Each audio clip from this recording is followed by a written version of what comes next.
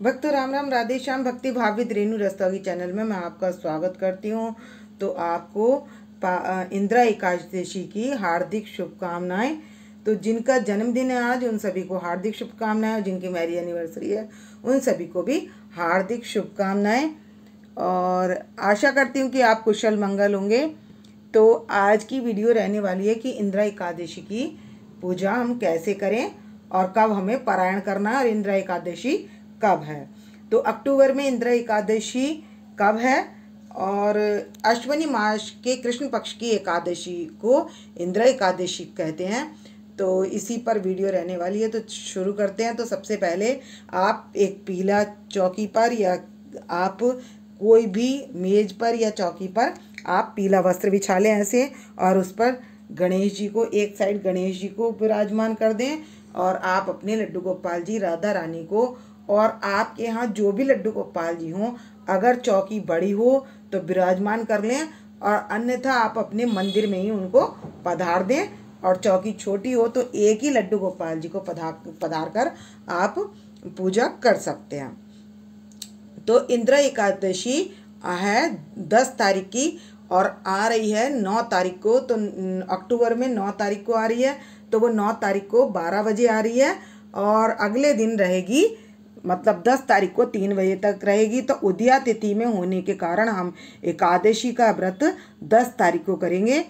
और सबसे पहले कर लेंगे हम कलश पूजन। तो मैंने यहाँ पर इसमें जल डालकर, गंगा जल मिलाकर, इसमें 1 का सिक्का, 5 सुपारी, लौंग और इलायची और लौंग का जोड़ा डालकर, इसमें मैंने लौंग, सुपारी, इलायची ये डालकर मैंने इसमें घट की स्थापना कर लिया। इस पर नारियल विराजमान कर लिया है। तो मेरे पास आज अशोक के पत्ते नहीं थे, तो 5 या 7 अशोक के पत्तों पर रोली लगाकर घट की स्थापना कर लेनी है, और इधर विराजमान कर लेना है लक्ष्मी जी को और विष्णु भगवान जी को।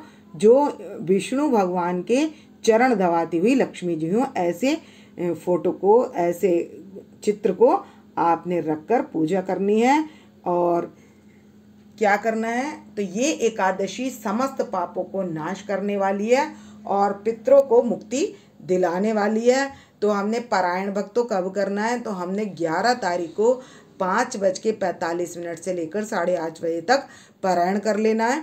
तो ये पारायण और व्रत कब है, तो ये मैंने आपको बता दिया है। मैंने तिल लेकर अपने गणेश जी को यहाँ विराजमान कर दिया है, और हमने कुशा से लगा लिया है, सब पर छींटा, शुद्धिकरण कर लिया है, और लगा दिया हमने सबके तिलक। और अब हम पहनाएंगे इनको वस्त्र।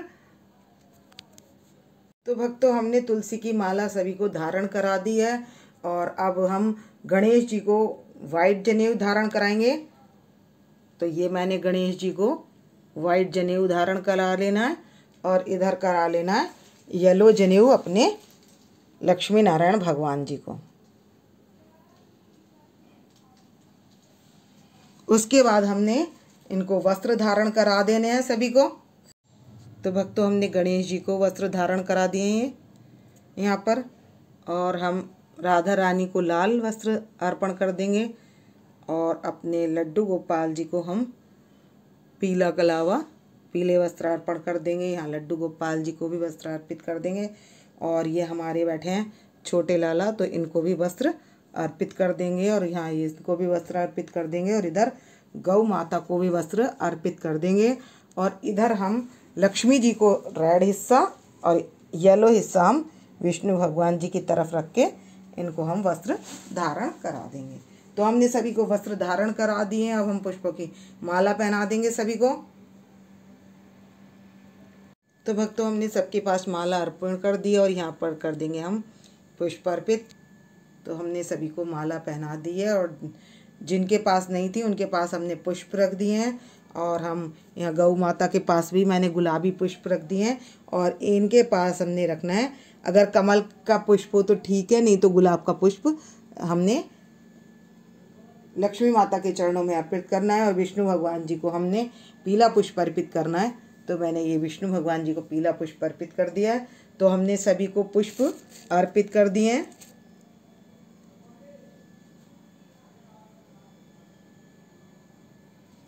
तो ये एकादशी की बुक है, इस पर भी हमने रोली तिलक लगाकर और स्कल वस्त्र पहनाकर और पुष्प रखकर यहाँ पर भी हमने कर लिया है पूजन। तो ये भी हमने इनका पूजन कर लिया है। और एक हमने जलाना है दिया। तो ये जो अखंड दीप जलाएंगे, तिल के तेल का भी जला सकते हैं और घी का भी जला सकते हैं, जैसे आपकी इच्छा हो आप वैसे जला सकते हैं। और अब इसके बाद हम कर लेंगे, इनको भोग लगा लेंगे फ्रूट्स का। तो भक्तों हम गणेश जी के पास फल अर्पित कर देंगे, अपने लड्डू गोपाल जी के पास फल अर्पित कर देंगे और यहाँ पर लड्डू गोपाल जी हैं, इनके पास भी फल अर्पित कर देंगे। और ये हमारी राधा रानी हैं, तो इनके पास भी फल अर्पित कर देंगे और अपनी यशोदा मैया के पास भी फल अर्पित कर देंगे। और विष्णु भगवान जी के पास भी हम पीला फल और लक्ष्मी माता के पास हम लाल फल इस तरीके से लगा देंगे और हम अपनी गौ माता के पास भी फल अर्पित कर देंगे। तो भक्तों मैंने सभी के पास अर्पित कर दिए फल।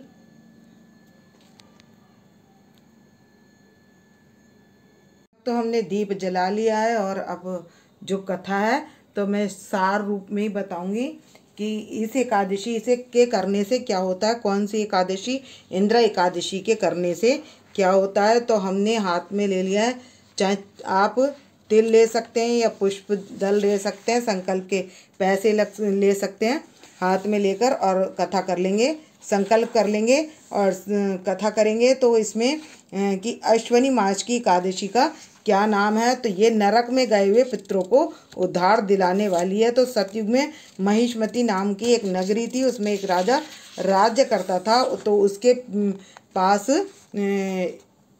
एक बार ऋषि गए थे, तब उन्होंने उनसे कहा था कि मैं यहाँ पर बहुत दुख पा रहा हूँ, किस लिए कि एकादशी का व्रत बिगड़ जाने के कारण मैं यहाँ नरकों में पड़ा हुआ हूँ। तो आप मेरे पुत्र से, जो महिष्मती का राजा है, उससे कह देना कि वह मेरे उद्धार का उपाय सोचे। तब उसने ये बात इंद्रसेन ने ये बात सुनकर मुनि से कहा कि आप इनकी मुक्ति का कोई उपाय सोचिए। तब उन्होंने उन्हें एकादशी, इंद्र एकादशी का व्रत बताया।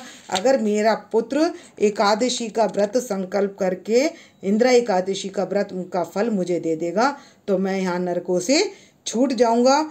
और ऐसा ही उसने किया। और इस दिन क्या है, शालिग्राम की मूर्ति की भी पूजा करनी चाहिए और बंधु बांधवों के साथ इस व्रत को विधि पूर्वक करना चाहिए। और इस एकादशी का से क्या इस एकादशी के करने से स्वर्गलोक की प्राप्ति होती है। और इंद्र एकादशी का महात्म समस्त पापों को नाश करने वाला है। तो ये मैंने सार रूप में आपको कथा बता दी है। तो आप इसके बाद 26 एकादशियों के नाम ले लें और उसके बाद विष्णु भगवान जी की आरती और विष्णु भगवान जी के साथ गंगा जी की आरती अवश्य कर लें। और यहाँ 26 एकादशियों के नाम भी इस बुक में होते हैं। तो ये यहाँ पर ये शुरू में बुक में दिए हुए हैं ये नाम, जो मैं पढ़कर नहीं बता रही हूँ। तो अब हम ये जो संकल्प के पैसे हैं विष्णु भगवान जी के पास या गणेश जी के पास अर्पित कर देंगे। और अपने अब हम क्या करेंगे, हम कर लेंगे आरती। तो विष्णु भगवान जी की आप कोई सी भी आरती कर सकते हैं। तो भक्तों हमने धूप दीप जला लिया और अब हम कर लेंगे आरती।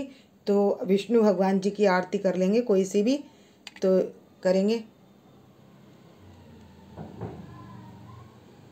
बांके बिहारी तेरी आरती गाऊं, हे गिरधर तेरी आरती गाऊं, आरती गाऊं प्यारे तुमको मनाऊं, हरि चरणों में शीश झुकाऊं मैं, बांके बिहारी तेरी आरती गाऊं, बलदाऊ के छोटे भैया कनुआ कहत है लेत वलैया, ऐसे हरि के दर्शन पाऊं, बांके बिहारी तेरी आरती गाऊं।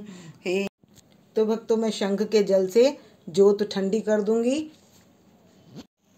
तो भक्तों मैंने ले लिया है शंख का जल हाथ में और इसको घुमा देंगे और उसके बाद हम सभी देवताओं को जोत दे देंगे।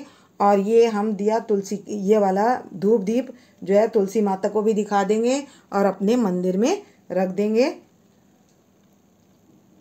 और उसके बाद हम परिवार के सभी जन इस धूप दीप को ले लेंगे।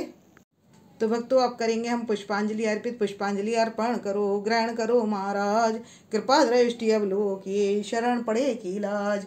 तो हमें ये पुष्पांजलि 3 बार बोलनी होती है और उसके बाद हम कर देंगे अर्पित विष्णु भगवान जी को।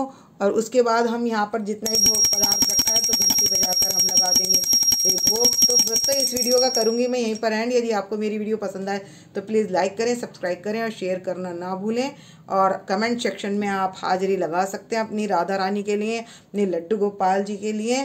तो भक्तों राम राम, राधे श्याम।